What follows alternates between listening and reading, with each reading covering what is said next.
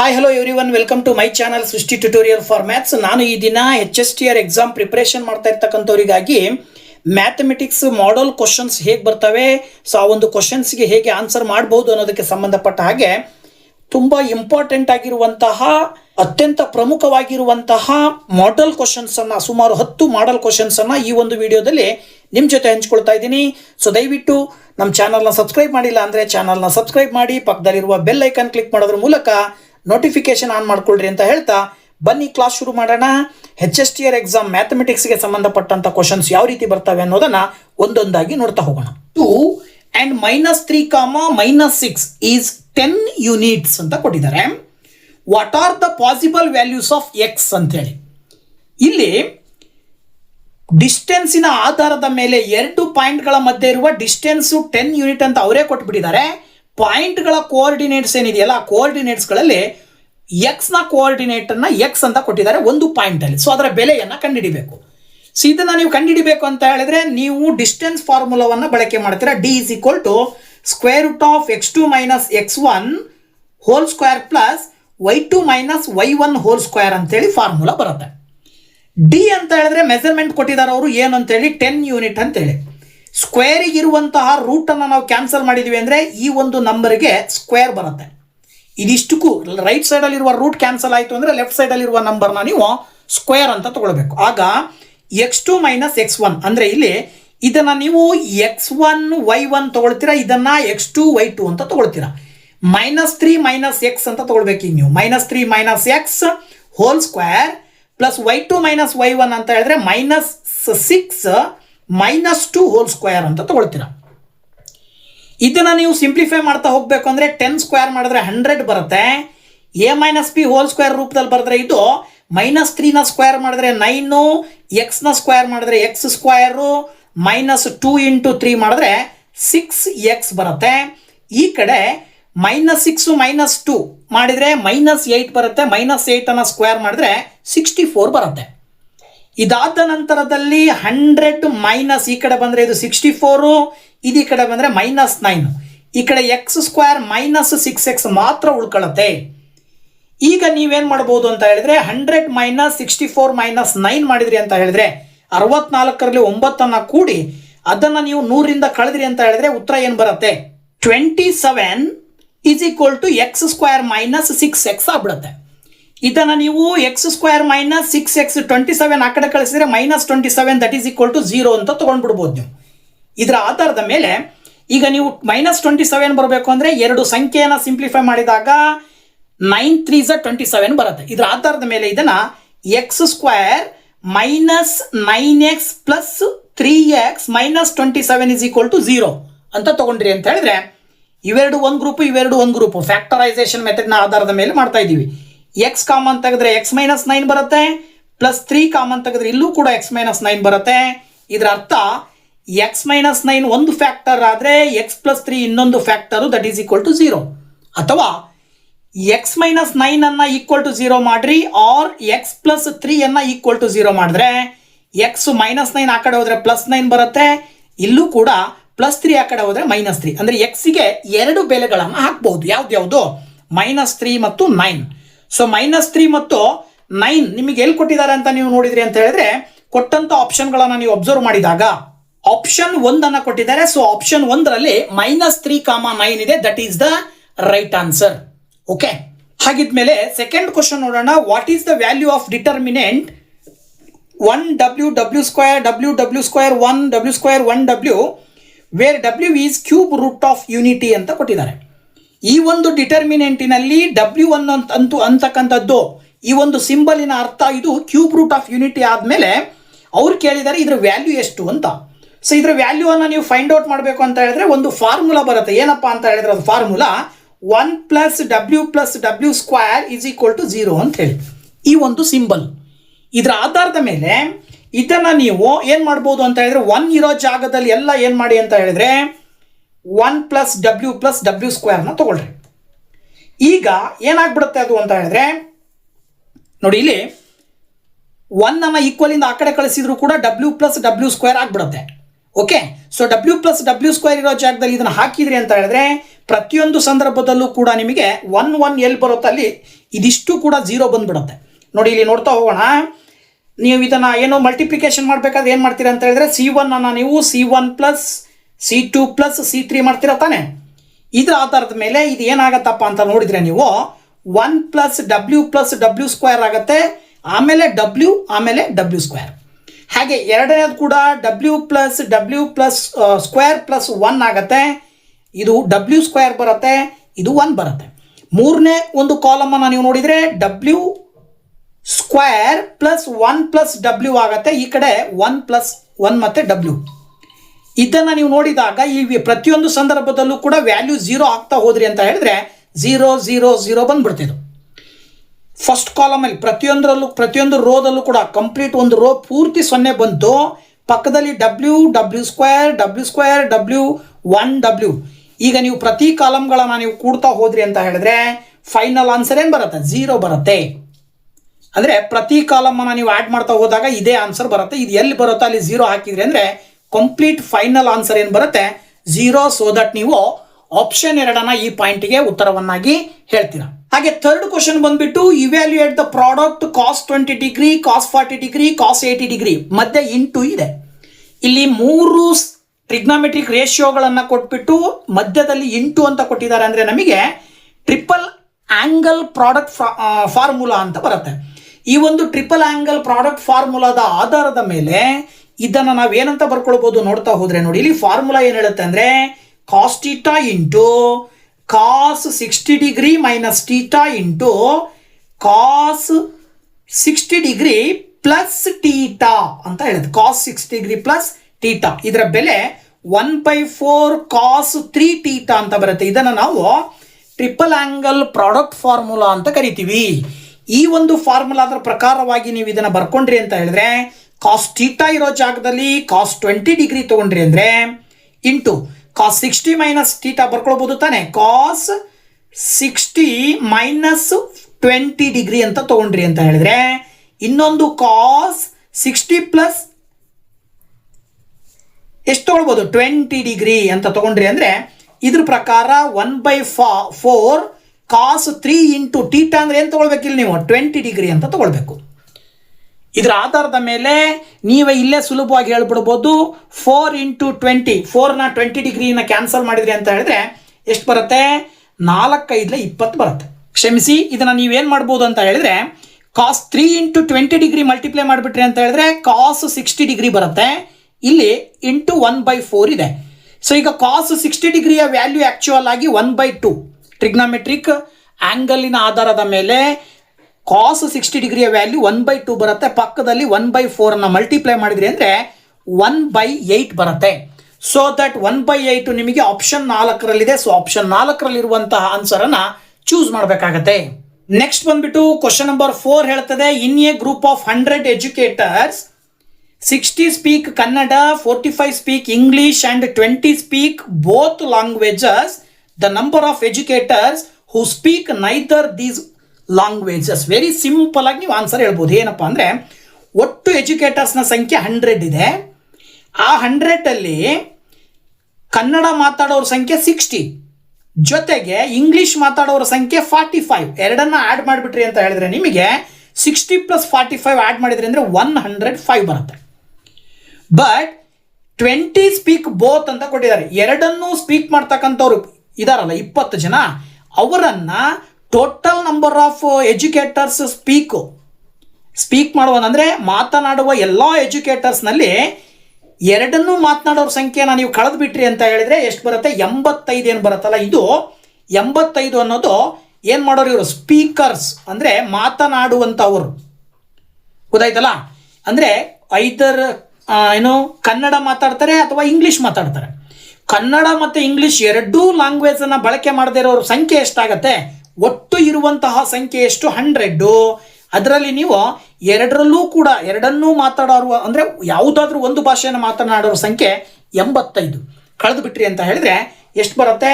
15 ಬರುತ್ತಲ್ವ. ಈ 15 ಜನ ಕನ್ನಡನೂ ಮಾತಾಡಲ್ಲ, ಇಂಗ್ಲೀಷನ್ನು ಮಾತಾಡಲ್ಲ, ಬದಲಾಗಿ ಬೇರೆ ಭಾಷೆಯನ್ನು ಬಳಕೆ ಮಾಡ್ತಾರೆ. ಸೊ ದಟ್ ನೀವು ಆಪ್ಷನ್ 1 ಉತ್ತರವನ್ನಾಗಿ ಹೇಳಬೇಕಾಗತ್ತೆ.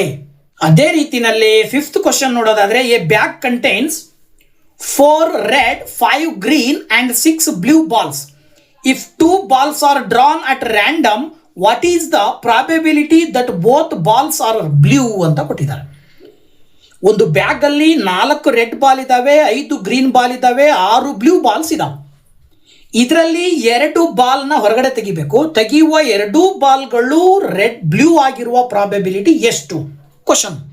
ಇದಕ್ಕೆ ನೀವು ಆನ್ಸರ್ ಹೇಗೆ ಬರಿಬಹುದು ಅಂತ ನೋಡಿದ್ರೆ ವೆರಿ ಸಿಂಪಲ್. ನೀವು ಟೋಟಲ್ ಬಾಲ್ಸ್ ಅನ್ನ ನೀವು ಕನ್ಸಿಡರ್ ಮಾಡಿದ್ರಿ ಅಂದ್ರೆ ಟೋಟಲ್ ಬಾಲ್ಗಳ ಸಂಖ್ಯೆ ಎಷ್ಟಾಗುತ್ತೆ, 4 + 5 + 6 ಆಡ್ ಮಾಡಿದ್ರಿ ಅಂದ್ರೆ 15 ಬರುತ್ತೆ.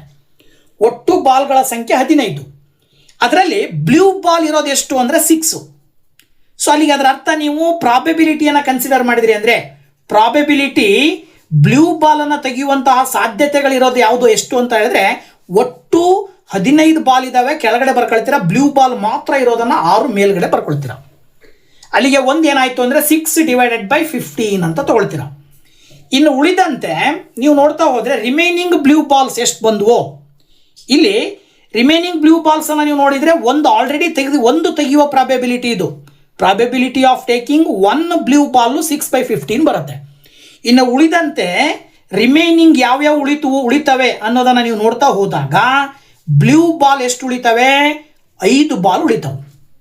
ನೀವು ತೆಗಿಬೇಕಾಗಿರುವ ಬಾಲ್ಗಳ ಸಂಖ್ಯೆ ಎಷ್ಟು, ರಿಕ್ವೈರ್ಡ್ ಬಾಲ್ಸ್ ಅಂತ ಹೇಳ್ಬೋದು ನಾವು ಅಲ್ವಾ. ರಿಕ್ವೈರ್ಡ್ ಬಾಲ್ಸ್ ಎಷ್ಟು ಉಳಿದ್ವು ಅಂತ ಹೇಳಿದ್ರೆ 15ರಲ್ಲಿ 6 1 ತೆಗೆದುಬಿಟ್ಟಿದ್ದೀರಿ ಅಂದರೆ ಇನ್ನು ಉಳಿದಿರೋದು 14. ಅದರಲ್ಲಿ 5 ಬ್ಲೂ ಬಾಲ್ಗಳನ್ನು ಬಳಕೆ ಮಾಡಿಕೊಂಡು ತೆಗಿಬೇಕಾಗತ್ತೆ. ಅಲ್ಲಿಗೆ ಇವೆರಡನ್ನು ನೀವು ಮಲ್ಟಿಪ್ಲೈ ಮಾಡಿದ್ರಿ ಅಂತ ಹೇಳಿದ್ರೆ ಟೋಟಲ್ ಪ್ರಾಬಬಿಲಿಟಿ ಸಿಗುತ್ತೆ. ಏನು ಸಿಗುತ್ತೆ, ಟೋಟಲ್ ಪ್ರಾಬಬಿಲಿಟಿ ಬೇಕು ಅಂತ ಹೇಳಿದ್ರೆ 6/15 ಮೊದಲನೇ ಪಾಸಿಬಿಲಿಟಿ, ಎರಡನೇ ಪಾಸಿಬಿಲಿಟಿ 5/14 ಮಲ್ಟಿಪ್ಲೈ ಮಾಡಿದ್ರಿ ಅಂತ ಹೇಳಿದ್ರೆ 5 1s 5 3s. ಅದೇ ರೀತಿ 2 3s 2 7s, 3 ಕ್ಯಾನ್ಸಲ್ ಆಗುತ್ತೆ. ಫೈನಲ್ ಆನ್ಸರ್ ನಿಮಗೆ 1/7 ಉಳಿತದೆ. ಸೊ 1/7 ಆಪ್ಷನ್ 1ರಲ್ಲಿ ಕೊಟ್ಟಿದ್ದಾರೆ. ಸೊ 1/7 ಆಪ್ಷನ್ 1 ಆನ್ಸರ್ ಅಂತ ಹೇಳಿ ನೀವು ಕನ್ಸಿಡರ್ ಮಾಡ್ತೀರಾ. ನೆಕ್ಸ್ಟ್ ಬಂದ್ಬಿಟ್ಟು question number 6. If alpha and beta are the roots of the quadratic equation x² - 5x + 6 = 0, what is the value of α² + β²? Very simple. ಇದು x² - 5x + 6 = 0 ಬರ್ಕೊಂಡು ಇದರಲ್ಲಿ a ನ ವ್ಯಾಲ್ಯೂ 1 ಬರುತ್ತೆ, b ನ ವ್ಯಾಲ್ಯೂ -5 ಬರುತ್ತೆ, c ನ ವ್ಯಾಲ್ಯೂ 6. ಕ್ವಾಡ್ರಾಟಿಕ್ ಈಕ್ವೇಶನ್ ಇನ standard farmer ಪ್ರಕಾರ ಇದರ ಆಧಾರದ ಮೇಲೆ ನಾವು ಆಲ್ಫಾ ಪ್ಲಸ್ ಬೀಟಾದ ಸೂತ್ರ ಅಂದರೆ sum of the 2 roots of the quadratic equation ಅನ್ನು ನಾವು -b/a ಅಂತೇಳಿ ಫಾರ್ಮುಲಾ ಹೇಳ್ತೀವಿ. ಅಲ್ಲಿಗೆ -5/1 ಅಂತ ಹೇಳಿದ್ರೆ 5 ಬರುತ್ತೆ ಆಲ್ಫಾ ಪ್ಲಸ್ ಬೀಟಾದ ಬೆಲೆ. ಅದೇ ರೀತಿ ಪ್ರಾಡಕ್ಟ್ ಆಫ್ 2 ರೂಟ್ಸ್ ಅನ್ನು ತಗೊಂಡ್ರಿ ಅಂತ ಹೇಳಿದ್ರೆ ಆಲ್ಫಾ ಇಂಟು ಬೀಟಾವನ್ನ ನೀವು c/a ಅಂತ ಬಳಕೆ ಮಾಡ್ತೀರಿ. c/a ಅಂತ ಹೇಳಿದ್ರೆ ಏನಾಗುತ್ತೆ, ಇಲ್ಲಿ 6/1 ದಟ್ ಈಸ್ ಈಕ್ವಲ್ ಟು 6. ಈಗ ನಿಮಗೆ ಇನ್ನೊಂದು ಏನಪ್ಪ ಗೊತ್ತು ಅಂತ ಹೇಳಿದ್ರೆ ಸೂತ್ರ ಗೊತ್ತಲ್ವ, ಏನು ಸೂತ್ರ ಬರುತ್ತೆ, a+b² ಸೂತ್ರವನ್ನು ಬರಿತೀರಿ. ಇಲ್ಲಿ ಆಲ್ಫಾ ಪ್ಲಸ್ ಬೀಟಾ ಅಂತ ಕನ್ಸಿಡರ್ ಮಾಡಿ ಆಲ್ಫಾ ಪ್ಲಸ್ ಬೀಟಾ ಹೋಲ್² ಅಂತ ಬರ್ಕೊಂಡ್ರಿ ಅಂದ್ರೆ α² + β² + 2 × α × ಬೀಟಾ ಅಂತ ಬರೀತಿರ್ತಾನೆ. ಈಗ ಅವ್ರು ಕೇಳಿರೋದು α² + β² ಬೆಲೆ. ಇದಿಷ್ಟನ್ನ ಇಟ್ಕೊಂಡು 2 × α × ಬೀಟಾನ ಈ ಕಡೆ ತಗೊಂಬಂದ್ರಿ ಅಂದ್ರೆ alpha plus beta whole square -2 × alpha into beta ಆಗುತ್ತೆ. ದಟ್ ಈಸ್ ಈಕ್ವಲ್ ಟು α² + β² ಅಂತ ತಗೊಳ್ಬಹುದು. ಆಲ್ಫಾ ಪ್ಲಸ್ ಬೀಟಾನ ನೀವು 5 ಅಂತ ವ್ಯಾಲ್ಯೂ ಬಂದಿದೆ, ಆಲ್ಫಾ ಇಂಟು ಬೀಟಾ ವ್ಯಾಲ್ಯೂ 6 ಬಂದಿದೆ. That is equal to α² + β². ಅಲ್ಲಿಗೆ 2 6 ಏನು ಬರುತ್ತೆ, 12 ಬರುತ್ತೆ. 12ನಲ್ಲಿ 5 ನೀವು ಕಳೆದ್ರಿ ಅಂತ ಹೇಳಿದ್ರೆ ನೀವೇನು ಮಾಡ್ಬೋದು, ಆ್ಯಕ್ಚುಲಿ ಇಲ್ಲಿ ಸ್ಕ್ವೇರ್ ಇದೆಯಲ್ವಾ, ಸಾರಿ ಸ್ಕ್ವೇರ್ 5 5s 25 - 12 ಮಾಡ್ತೀರಾ. That is equal to α² + β². ಎಷ್ಟು ಬರುತ್ತೆ ಆನ್ಸರ್, 25ರಲ್ಲಿ 12 ಕಳೆದ್ರೆ 13 ಬರುತ್ತೆ. ಓಕೆನಾ, ದಟ್ ಈಸ್ ಈಕ್ವಲ್ ಟು 13.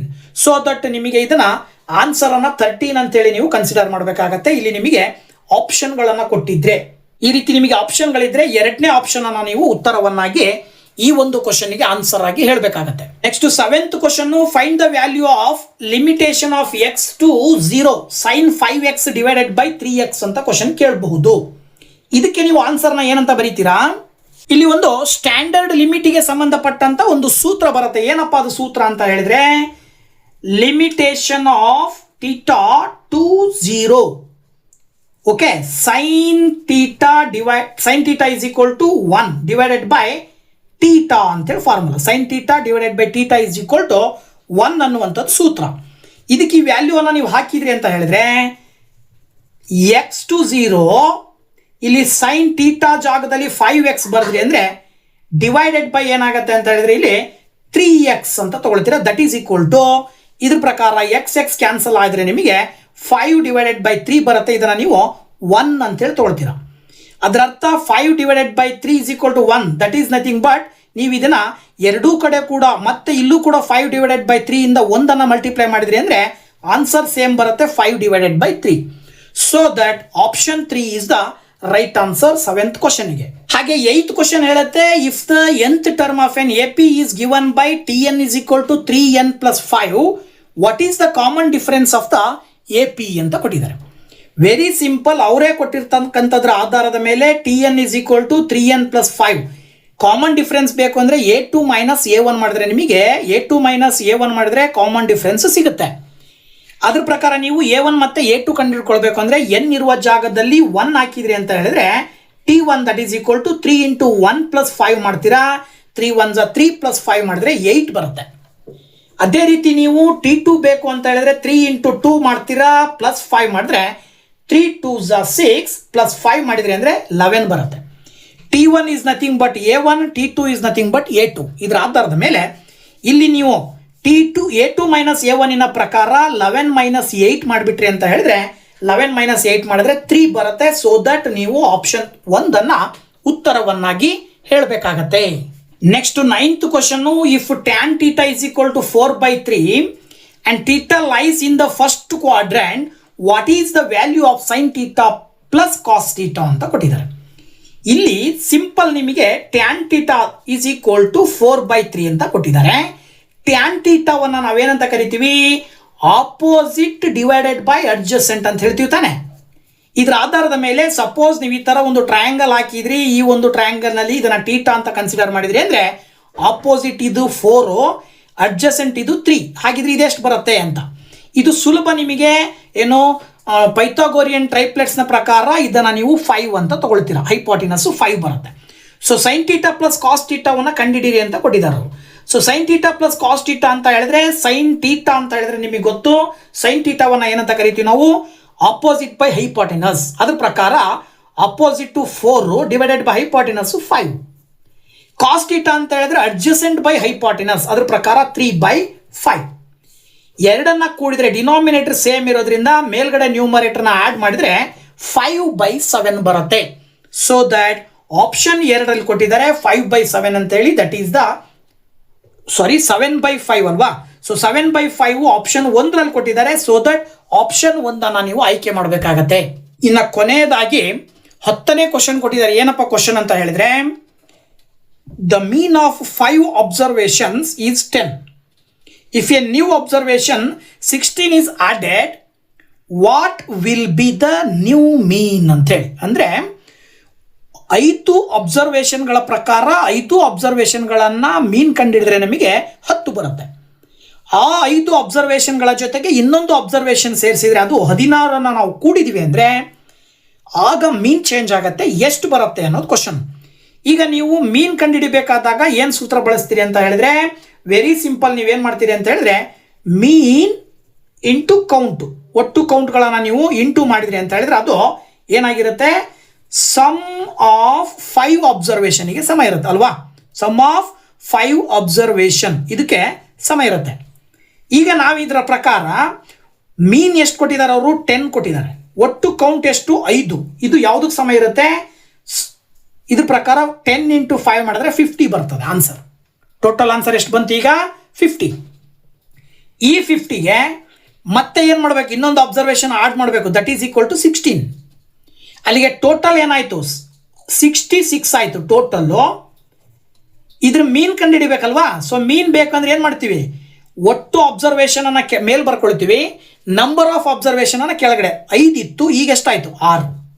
6ರಿಂದ 66 ಭಾಗಾಕಾರ ಮಾಡಿಬಿಟ್ರಿ ಅಂದರೆ 11 ಬರುತ್ತೆ. ಸೊ ದಟ್ ಆಪ್ಷನ್ 2 ನೀವು ಆನ್ಸರ್ ಅಂತೇಳಿ ಕನ್ಸಿಡರ್ ಮಾಡಬೇಕಾಗತ್ತೆ. ಓಕೆ, ಸೊ ಈ ಒಂದು ವಿಡಿಯೋದಲ್ಲಿ ಸುಮಾರು 10 ಮಾಡಲ್ ಕ್ವಶನ್ಸ್ಗಳು HSTR ಎಕ್ಸಾಮಿಗೆ, ಜೊತೆಗೆ ಜನರಲ್ ಪೇಪರ್ನಲ್ಲೂ ಬರ್ಬೋದು, ಮ್ಯಾಥಮೆಟಿಕ್ಸ್ ಪೇಪರಲ್ಲೂ ಬರ್ಬೋದು, ಹಾಗೆ GPSTR ಎಕ್ಸಾಮ್ ಅಥವಾ ಯಾವುದೇ ಒಂದು ಕಾಂಪಿಟೇಟಿವ್ ಎಕ್ಸಾಮ್ಗಳಲ್ಲಿ ಈ ತರಹದ ಮ್ಯಾಥಮೆಟಿಕ್ಸಿನ ಮಾಡಲ್ ಕ್ವಶನ್ಸ್ ಬರುವ ಸಾಧ್ಯತೆಗಳಿರ್ತವೆ. ಸೊ ಹಾಗಾಗಿ ಈ ಒಂದು ವಿಡಿಯೋನ ಕಂಪ್ಲೀಟ್ ಆಗಿ ನೋಡೋದ್ರ ಮೂಲಕ ಸಪೋರ್ಟ್ ಮಾಡಿ ಅಂತ ಹೇಳ್ತಾ, once again thank you very much. Bye bye.